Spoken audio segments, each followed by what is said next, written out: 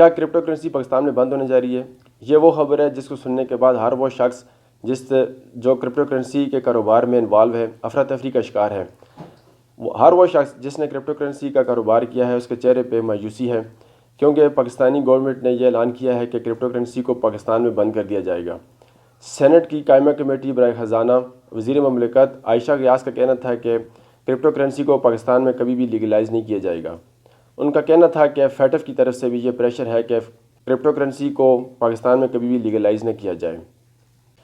State bank of Pakistan کے director Sohail Javed کا بھی کہنا تھا کہ کرپٹو کرنسی کا کاروبار انتہائی رسکی ہے اور یہ ایک ورچوئل بزنس ہے اور اس کی انویسٹمنٹ پوری دنیا میں 2.8 ٹریلین سے کم ہو کر 1.2 ٹریلین تک پہنچ چکی ہے۔